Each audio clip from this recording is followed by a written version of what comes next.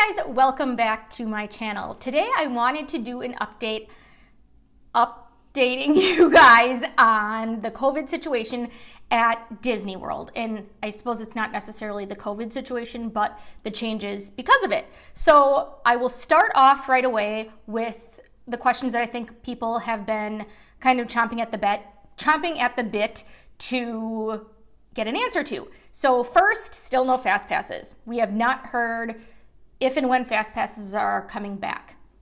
I say if, I can't see them just not coming back, but we still have not heard anything. Second, dining plans. We still have not heard for sure. There has been rumors, but we have not heard anything regarding dining plans actually coming back. At this time, we are still not able to book them or include them in quotes for any of the dining plans.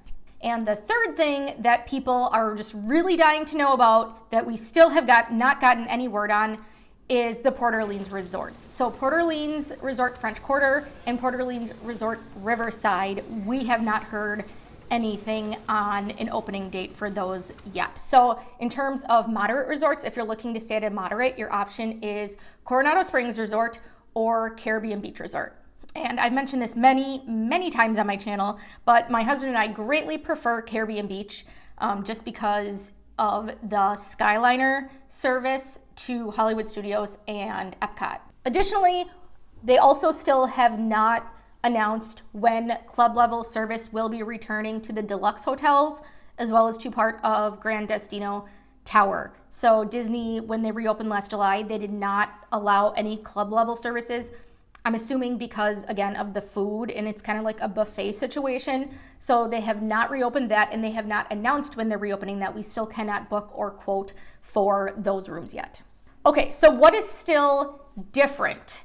You still have to make reservations on the Disney Park Pass system, and that is going to continue probably for a while. So if you're not familiar, you have to get your tickets for the parks, and that's saying, okay, say I get 5-day base tickets or 5-day park hopper tickets, whatever it is, that's just saying you're gonna go to the parks for 5 days. Now, temporarily, because of the pandemic, Disney has instituted a policy of you have to make a park reservation. And the reason they're doing that is so that they can limit the number of people for capacity restrictions. They can limit the number of people entering the parks. Now, normally you don't have to say what park you're going to when. So if you have a base ticket, you're just saying what park you're going to go to each day. And the reservation doesn't cost anything.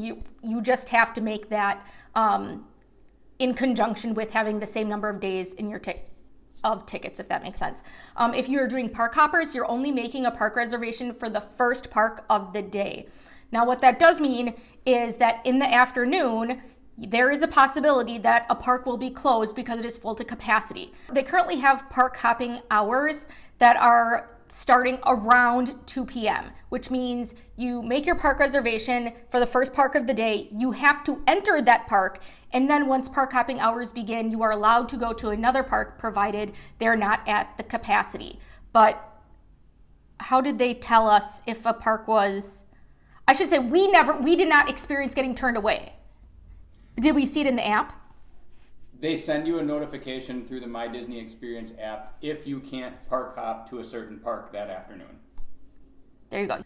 So another thing that's still a little bit different is in regard to social distancing in lines. So when Disney reopened last July, they had social distancing markers every 6 feet for the next party to stand so that you were not standing super close to other people. Now, the lines in terms of like where they're spaced out in the regular queue area, that is still the same. That's still spaced out 6 feet apart. However, they have started removing some of the social distancing lines outdoors in kind of the extended queue area. This is what I'm told. I have not personally seen it, so do with that information what you will. All indoors areas are still the same as far as I am aware.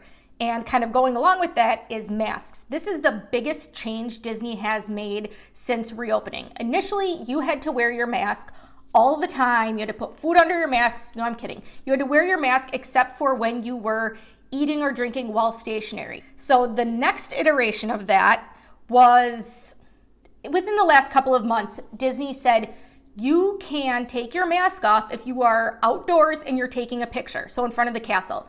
Well, I mean, so many people were doing this anyway, even though they weren't supposed to. But they officially said you can do this. You can temporarily remove your mask if you are outdoors for a picture, but then you have to put it back on. You still can't walk around. Now, most recently, they have just said you do not have to wear a mask outdoors unless you are in line for or on a ride or attraction or show or something like that. So if you're just walking around a park, you do not have to wear, and you're outdoors, you do not have to wear a mask. You still have to wear it, like I said, in line and on a ride, at all indoor public locations, like obviously not in your room, but if you are in your hotel, in the lobby, in the shops, in the hallways, if you're in any of the stores, you have to wear your mask still, unless eating or drinking while stationary, again. I think that covers, and on all forms of transportation. You still have to wear a mask on transportation as well. Additionally, Disney is no longer taking temperatures upon entry. So this should actually speed up entering in the parks, especially now that the parks have the security, the bag line where you just automatically walk through. It's fantastic. If you were at Disney before when they were like checking individual bags, this is so much faster. It's such an expedited way of entering the park. So this will definitely speed things up as well. So no temperature checks for guests or for cast members. You may still have your temperature checked at a dining location, but you're not going to have them checked just to enter into the parks. Disney is still continuing with the mobile ordering at quick service restaurants. And I wanted to mention this. I don't remember if I really went into any detail after my trip in February on this. So this is something I personally did not like. Well, I guess I should say at table service restaurants. So table service is sit-down restaurants. They wanted you to use your phone. They would have a QR code, which you open the photo app on your phone and like just hold it over the QR code, and then the menu will come up digitally on your phone. Now, I am probably one step away from needing a jitterbug, which is like those really old phones with the giant numbers for like old people. I am so not tech savvy. My husband had to explain this to me. And obviously I knew you had to turn your phone on, right? And I'm like, I don't understand. He's like, no, you have to open the camera app. I'm like, okay, well, like they don't tell you that. I guess they assumed because of our age, we would just know this. I don't know. So if you're not technology savvy and you like qualify to be on the Golden Girls like me, open the camera app on your phone and then it'll bring the menu up. I didn't like this because you're taking pictures and stuff and phones are dirty, even not during a pandemic. But we would always like wash our hands between that and eating, right? So with quick service restaurants, you have to mobile order, and I say have to at almost every one. I'm sure there are a couple, that's what Disney said. I'm sure there's a couple of exceptions. We just did not encounter them. There are cast members if like you don't have a phone, if you can't do that, but they really want you to mobile order for the purpose of not having people congregating at a cash register and waiting for their food. Then they'll give you a pickup time, and then you can say when you arrive. So it works out really well that way, just for social distancing. I did want to mention, this was a huge disappointment to us the last time we were there. Woody's Lunchbox. It was closed for a while. Now this is in Toy Story Land in Hollywood Studios. They initially didn't reopen upon the reopening last July. Then they reopened it, and you had to book your, I don't want to say reservation, but almost. You had to say when you're going to come in and get your food hours ahead of time. And we just wanted a snack. So I wanted the Lunchbox tarts, which are super good. I highly recommend them.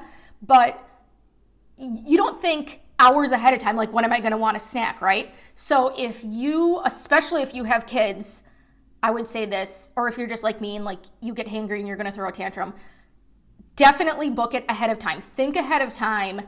If Disney's still doing the limited dining and you're still doing mobile ordering at quick service restaurants, take that into consideration. Woody's Lunchbox is going to fill up. I did not check locations in Star Wars Land, but I would imagine that is the case as well, just because it's brand new and people really like it. So modified character experiences. Disney is still not doing the typical character meals or meet and greets. So you cannot book a reservation. Typically there were fast passes, but you cannot book a reservation or do a standby line to meet a character and touch them. You know, take a picture, give them a hug, whatever it is. You cannot do that. They are still out in the parks. They are still like waving and doing little shows and things. Honestly, and I've mentioned this before, I think this is way better. My husband and I we have had so many character experiences. That sounds kind of weird, but I think because of the reduced capacity and because people are not expecting it. One time I was walking in the Magic Kingdom in kind of by Main Street in the Crystal Palace. I was by myself, and if you have been there, you know where the bathrooms and the baby care center are. There's a little porch kind of by the Crystal Palace, and Casey's. There's a little porch there. There were 4 Winnie the Pooh characters there by themselves. I was the only person, and I'm like, looking around like, what are you doing? Like, they're just hanging out there like to wave to people. And at that time, nobody even knew they were there. Eventually people did realize, and I think because not a lot of people go that way. So we've had that. We were staying at the Riviera last time, and I think we saw Goofy. He was like on a balcony like right above us, and he, waving to us. And I mean, we've gotten to be really quite close to them, a lot closer than you typically would be just walking around. Kind of like back in the old days, if you guys are my age or older, how we didn't have the like, go here to meet Mickey Mouse kind of thing. It's like you have to walk around to see them. But for character meals, they did just reopen Chef Mickey's and Tusker House. And like I said, they're not doing the typical walk around, give an autograph thing. But let's see, at Chef Mickey's, they're calling it an all-you-care-to-enjoy family-style meal. So it's not the buffet, but it's family style. They bring the food to your table. And they said there will be no-touch character experiences. So selfies, waving, kind of the thing I just explained. And let's see, Cape May Cafe also just reopened on 5/18. And again, that's going to be family style, not a buffet. And if you're not familiar, that's at the Beach Club restaurant. And that's within walking distance of Epcot and Hollywood Studios, but it's closer to Epcot. So if you are just thinking of planning your day, that might be a good one, especially since Epcot typically opens later in the day. So let's see, it says breakfast and dinner is going to be served. They're not going to have the Minnie's Beach Bash character breakfast or the seafood and more dinner buffet, but they do have some really delicious sounding things actually. It says breakfast, layered crispy cream-filled lobster tail, omelets, Mickey and Minnie waffles. Minnie waffles? Like, I need to look into this. I've not eaten there, not as an adult, so I need to look into this. And then dinner, they also have family-style meals with rolls and cornbread and a seafood boil and a turf platter with steak and chicken and lobster mac and cheese, so they have a whole lot of stuff. Tusker House, again, that's typically a buffet. They're not doing that right now. Family-style entree meals, and this is in Animal Kingdom. And again, you can take pictures of Donald Duck and his whatever assorted characters will be with him on that day, but they're not going to stop at your table. So they might like stop for a picture, but you can't get close to them, if that makes sense. Staying in the same vein of entertainment, there still are not any parades or fireworks or nighttime spectaculars. So any of those shows where a lot of people gather, like around World Showcase Lagoon or on Main Street, they're still not doing that. They're still doing they call them character cavalcades. I think it's more appropriate to call them paradelets. Cavalcades are still happening. They may have cut some of them out, it sounds like, and they have removed the social distancing markers for cavalcades on Main Street, which honestly I've never even paid attention to. I mean, not like I was disregarding them, but I never even noticed them to begin with, so that's interesting. It does sound like they are testing fireworks at Epcot, though. They're going to have a new show, and it sounds like they are testing it, but they do not actually have a show to watch yet. Since Disney opened last July, they have had a significantly reduced capacity. Now, 100% of Disney capacity is like what you experience on Christmas and New Year's Eve, and we've been there for that. You cannot imagine. I mean, you're thinking like, oh, it's like wall to wall. No, it is like wall to wall people. Like tiny little steps you cannot move. Like they're like toddler steps. So that being said, when they reduce the capacity, they're reducing it from that 100% capacity. So that was greatly reduced when they reopened. What was it, 30% when they reopened last July, I think? I think so. It was very low, and it was very noticeable. And they've been slowly increasing capacity as they deem it to be safe, and they get their advice from the CDC. I was also told by one of the cast members when I called the travel agent line regarding opening their resorts, they said they get their guidance from the CDC. And I'm like, I don't think the CDC is going to tell you when to open Port Orleans Riverside, but whatever. I mean, Dr. Fauci, open it. But they are going to continue to increase park capacities by 10 to 15%. And at this time, they're expecting regular capacities by the end of this year. Fingers crossed, things stay good. They're encouraging people to get their vaccines, as am I, but they are as well. Disney's encouraging people to get their vaccines. So hopefully things stay good, and then again, we can go back to normalcy. Now, in terms of spreading people out, I had mentioned what they're doing for the social distancing markers, that in the regular lines and indoors, there are still social distancing markers, like if you're in line at a store, and in the extended lines, that's where they remove them. Now, Disney had a significantly reduced ride load capacity where when we were there, I think it was the first time we were there, we went on Tower of Terror. They only filled like the four corners. So yes, there was a significantly reduced park capacity, but the rides were like not even a quarter full. So the wait times weren't like super short, if that makes sense. Now they are increasing the number of people on the rides. It sounds like Tower of Terror is now loading every single row, and the plexiglass between rows has been removed. Let's see. Splash Mountain parties are seated closer together, and it says separate parties are now seated together on Rise of the Resistance, which is in Star Wars Land in Hollywood Studios, as well as on the Disney Skyliner. Before, they were only loading one group at a time. And now, going back to what happened prior to the pandemic, is if there's not a lot of people in line, if it's not a busy time of day, they will still have you in separate cars. If it's only like me and one or two other groups waiting to get on the Skyliner, I'll probably still be by myself. They're not going to combine everybody if there's not a line. But during busy times, like at park closing at Epcot, and everybody's waiting to go back to the Riviera or Caribbean Beach or Pop Century Art of Animation, then they're going to be putting groups together. And they can hold up to 10 people, I think is the number that if I recall, 8 or 10 people. Even before the pandemic, I don't remember that many.